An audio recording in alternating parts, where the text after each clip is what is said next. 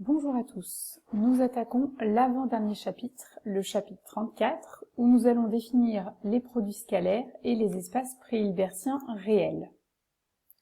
On verra également dans ce chapitre la notion de vecteurs orthogonaux, donc pour généraliser ce que vous connaissez déjà, la définition de base orthonormée.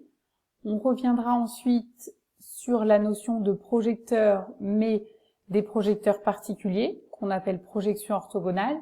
Donc, on verra qu'un cas particulier est la projection orthogonale que vous connaissez déjà, mais on la définira pour un espace vectoriel de dimension finie quelconque.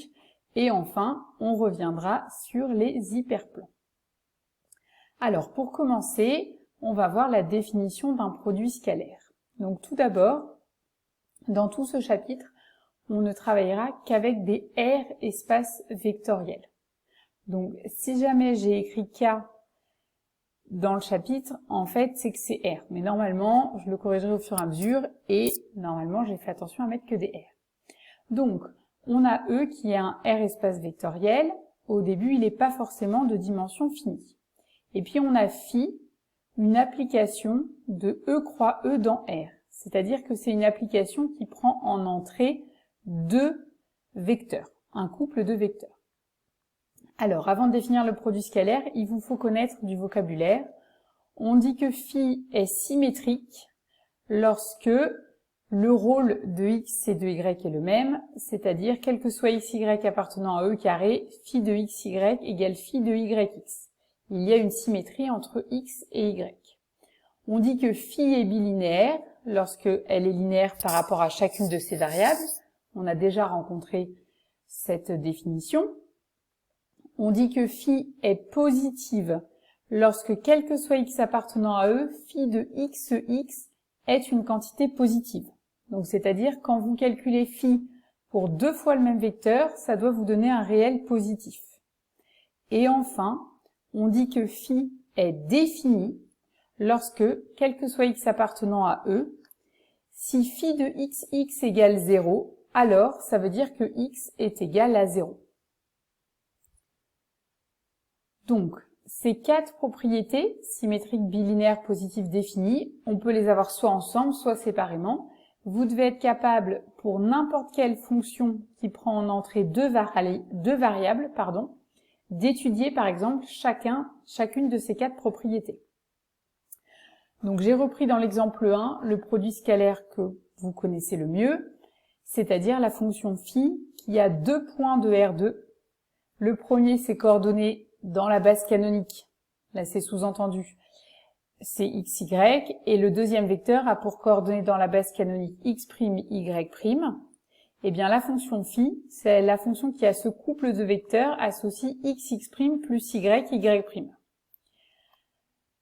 Question, quelles sont parmi les quatre propriétés précédentes celles qui sont vérifiées par l'application phi?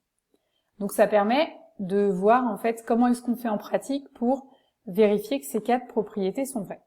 Donc on va passer tout de suite à l'exemple 1. Alors premièrement la symétrie. Donc je vous rappelle, pour la symétrie, on doit prendre deux vecteurs de R2, donc ce qui fait 4 réels, et on doit calculer phi de xy, x', y'. Vu la définition, xx', je peux le remplacer par x' fois x, puisque je vous rappelle la multiplication dans R est commutative, et y', c'est la même chose que y'. Donc phi de xy, x', y', c'est la même chose que phi de x', y', xy, donc phi est symétrique. Deuxième point, la bilinéarité. Donc pour la bilinéarité, il faut faire la linéarité par rapport à chacune des variables.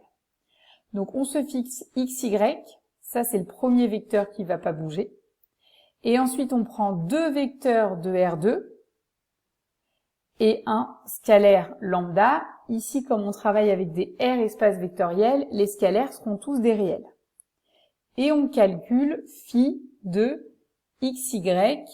Et en deuxième position, on met une combinaison linéaire de nos deux vecteurs.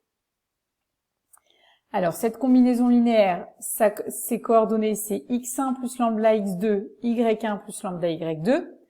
Donc, si on applique la fonction phi, ça fait x facteur de x1 plus lambda x2 plus y facteur de y1 plus lambda y2. On regroupe ce qui concerne que x1, y1 et ce qui concerne que x2, y2. Et donc, on voit apparaître phi de xy, x1, y1 plus lambda fois phi de xy, x2, y2. Donc, la fonction phi, elle est linéaire par rapport à la deuxième variable. Et puis, puisque c'est une application symétrique, eh bien, la linéarité par rapport à la deuxième variable se retrouve également par rapport à la première variable. Donc, en fait, si vous voulez montrer qu'une application est à la fois bilinéaire et symétrique, je vous conseille de commencer par symétrique. Comme ça, après, vous n'avez plus qu'une seule des linéarités à faire. Donc, finalement, cette application phi, elle est également bilinéaire. Ensuite, on s'interroge sur la positivité. Donc, cette fois, positivité, je vous remets la définition. On fixe un vecteur quelconque de E. Donc ici, on va se fixer un vecteur xy de R2 et on doit calculer phi de 2 fois ce vecteur. Donc on calcule phi de xy.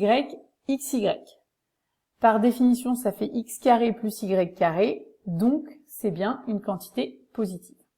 Donc l'application phi est une application positive. Dernière définition, justement, le fait que phi soit une application définie. Donc cette fois, on doit démontrer une implication. Donc on part de soit x appartenant à E tel que phi de xx égale 0. Donc ici, soit xy appartenant à R2 tel que phi de xy soit égal à 0. Ça, vu la définition de phi, ça veut dire que x carré plus y carré égale 0.